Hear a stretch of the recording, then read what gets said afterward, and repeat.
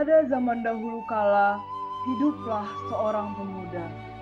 Pemuda tersebut adalah anak yang rajin, namun amatlah miskin. Suatu hari, ia pergi mengunjungi sebuah kuil kecil di desa tempat tinggalnya.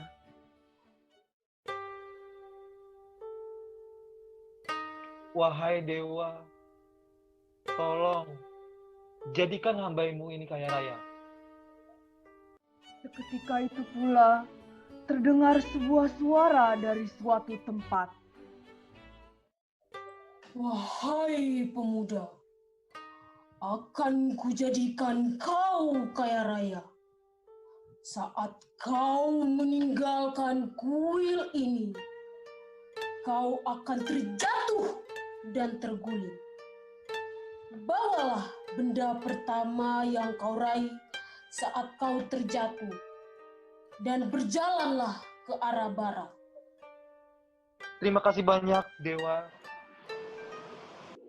Begitulah, setelah mendengar suara sang dewa, si pemuda dengan kegirangan bergegas pergi meninggalkan kuil.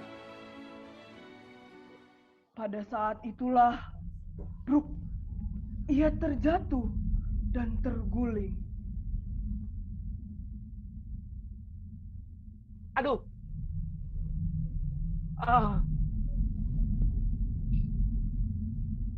Seperti yang dewa katakan, aku benar-benar terjatuh.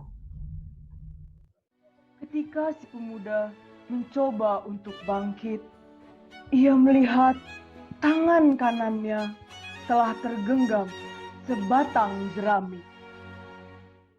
Hah? Apa iya? Sebatang jerami ini akan membuatku kaya raya. Namun, pemuda itu, ia melihat keadaan sekitar. Ia tersadar bahwa ia telah datang di sebuah tempat yang asing.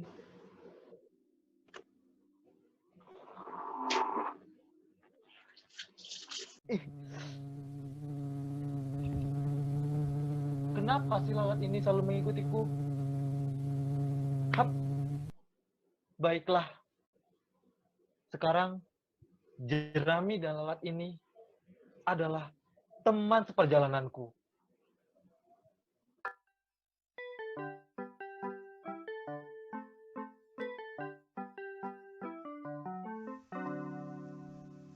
Sahabatan jerami biasa dengan lalat yang berisi, merekalah temanku, teman seperjalananku.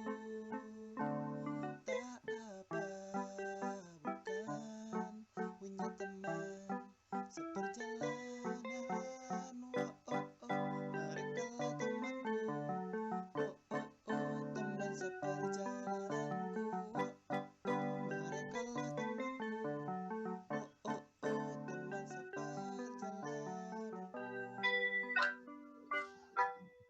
Bersama si lalat yang diikatkannya di sebatang jerami tadi, pemuda itu berjalan santai menuju barat. Di tengah perjalanan, ia melihat seorang ibu bersama bayinya yang sejak tadi menangis terus.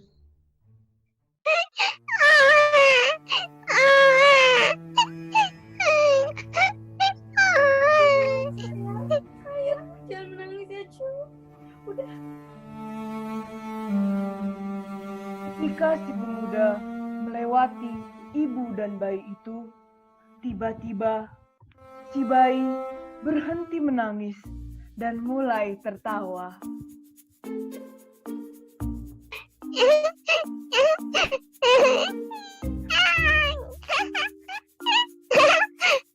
Bayi itu benar-benar senang ketika melihat lalat di jerami yang digenggam tangan si pemuda. Kamu suka lalat ini? Baiklah, ini aku berikan untukmu.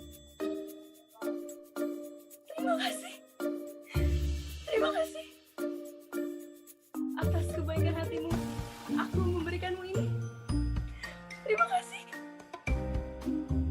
Ibu itu memberikan sebuah jeruk kepada si pemuda. Kemudian pergi sambil mengajak bayinya bercanda dengan si lalat.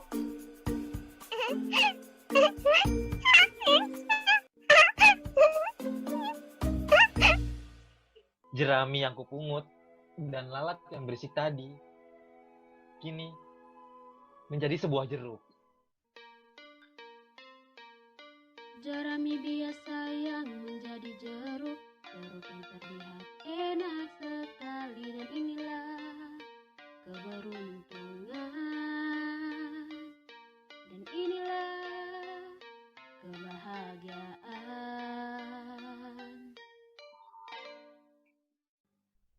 Ketika belum seberapa jauh, si pemuda melanjutkan perjalanan.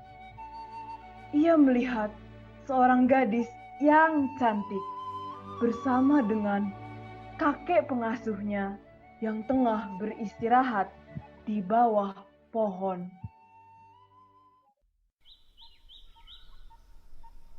Tuan Putri, Tuan Putri. Aku kepanasan dan haus.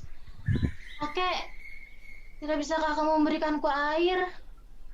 Di sekitar sini tidak ada air.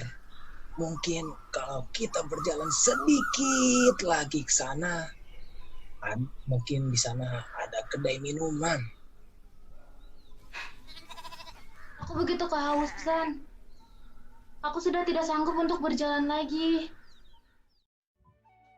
Si pemuda yang melihat hal itu kemudian memberikan jeruk miliknya dan mengatakan, Kakek, Tuan Putri, kalau dia keberatan, ambillah jeruk ini.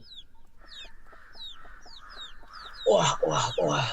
Terima kasih banyak. Putri, kita mendapatkan jeruk. Wah, jeruk. Rasanya tenagaku sudah pulih kembali. Pengembara, terima kasih. Kakek, berikan tanda terima kasih untuknya. Wah. Terima kasih banyak atas pemberian jerukmu yang sangat berharga.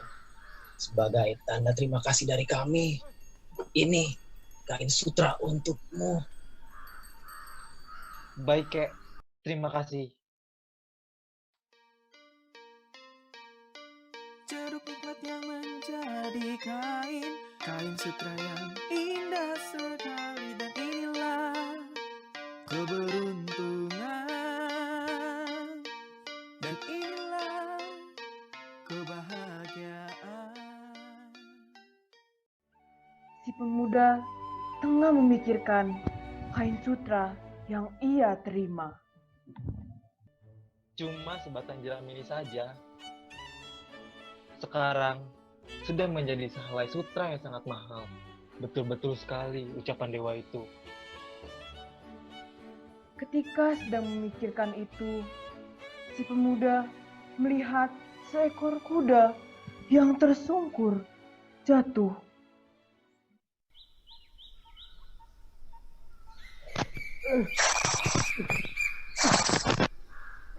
Hei, berdiri. Jahat sekali, Tuan. Ada apa ini, Tuan? Hah?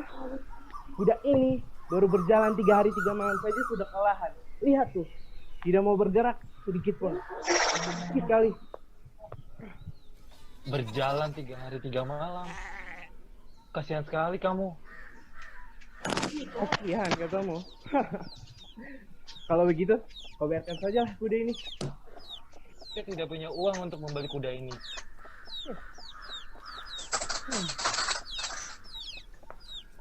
Kalau begitu, kau tukar saja dengan kain sutra itu. Bagaimana?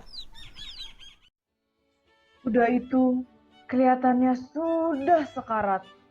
Pemuda itu tahu kalau kain sutra akan dapat lebih banyak menghasilkan uang. Akan tetapi, karena kebaikan hatinya, si pemuda tidak dapat membiarkan nasib kuda itu begitu saja. Baiklah, kalau begitu saya bayar kuda ini dengan sehelai kain sutra. Si penarik kuda kemudian pergi sambil membawa kain sutra itu dengan wajah yang gembira. Hei kuda, kamu sudah bekerja keras untuk laki-laki itu. Pasti berat untukmu. Ayo, istirahatlah yang cukup. Kain sutra yang menjadi kuda, kudanya pun sudah hampir mati dan hilanglah keberuntungan. Tapi ku yakin aku bisa membuat kuda ini bahagia. Si pemuda kemudian duduk di samping kuda yang sudah sekarat itu. Sepanjang malam ia merawat kuda itu. Keesokan harinya, kuda yang sudah hampir mati itu kini tersadar dan dapat berdiri dengan tegap dan sehat. Hei kuda, kau sudah sehat. Syukurlah. Kalau begitu, ayo kita melakukan perjalanan sama-sama. Kamu adalah keluargaku. Kuda pun telah berlari kencang. Aku pun mendapatkan sebuah keluarga bahagia selamanya. Beruntung selamanya.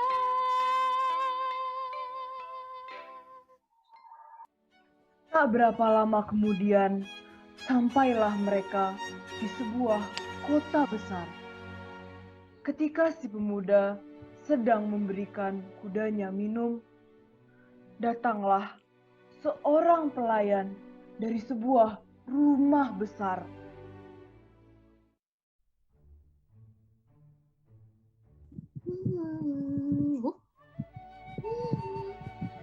Saya mau bertanya, apakah kuda itu dijual?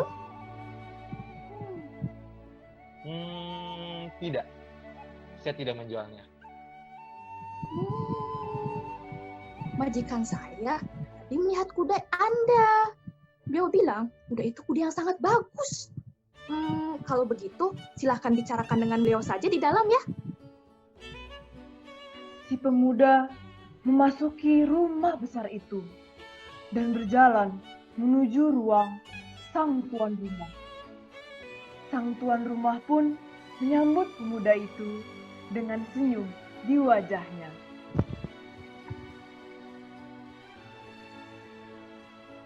Sebetulnya kemarin aku melihatmu sedang sungguh-sungguh merawat kuda yang tampak sekarat itu di ujung kota ini. Meskipun pakaianmu kumal, kau adalah pemuda yang berbaik hati yang bisa merawat kuda itu dengan sepenuh hatinya. Akan kubeli kuda itu seharga 500 rio. Apa? 500 rio? Tidak. Tidak bisa. Kuda ini adalah keluargaku. Apa? 1000 rio juga kamu tidak mau? Ya Tuan. 1000 rio, bahkan 10.000 rio pun, saya tidak akan bisa menjual kuda itu. Karena kuda itu adalah keluarga saya. Kemudian pintu ruangan itu terbuka dan masuklah seorang gadis yang cantik. Nah, ini anak perempuan saya.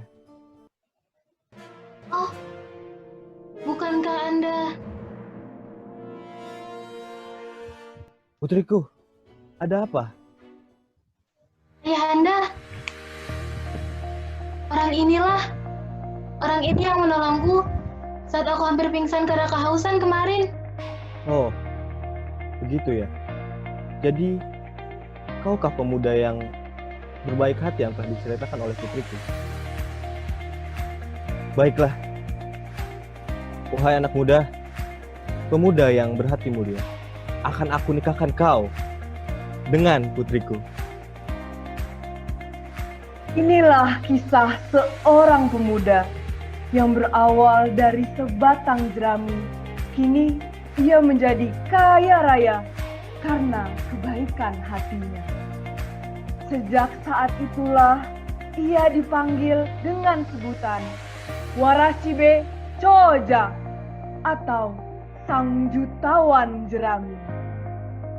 Ia pun hidup dengan bahagia, dikelilingi dengan cinta dan dipercaya oleh banyak orang.